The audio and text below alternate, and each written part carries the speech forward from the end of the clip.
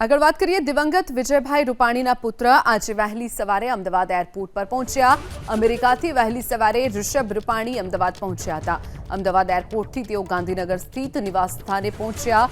વિમાન દુર્ઘટનામાં વિજય રૂપાણીનું નિધન થયું હતું। તેમનો પાર્થિવ દેહ પરિવારને સોંપાયા બાદ રાજકોટમાં અંતિમ સંસ્કાર કરવામાં આવી શકે છે। વિજય રૂપાણીના પુત્ર ઋષભ રૂપાણી આજે સિવિલ હોસ્પિટલ પહોંચશે તેવી પણ શક્યતા છે।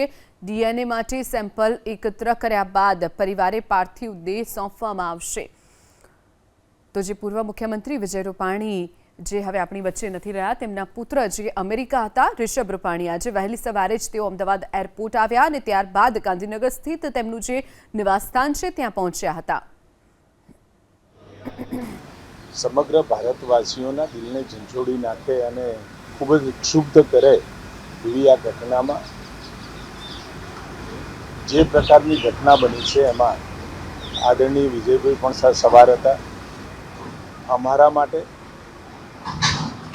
ભારતીય જનતા પાર્ટી અને ગુજરાત અને દેશ માટે પણ એક એવા સમાજસેવી, રાજનીતિજ્ઞ અને લોકોના હિત માટે સતત કામ કરતા સંઘર્ષશીલ વિદ્યાર્થી કાળથી એવા એક અમે અમારા આગેવાન ગુમાવ્યા છે।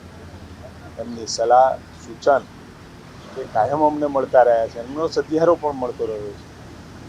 ખૂબ દુઃખદની આ વિપદા છે। પરમેશ્વરને પ્રાર્થના છે કે આ દુઃખદ પળની અંદર પ્રભુ બધી જ રીતે આ ગુજરાત અને સમગ્ર ભારત ઉપર કઈ નાની મોટી વિપદાઓથી બચાવે।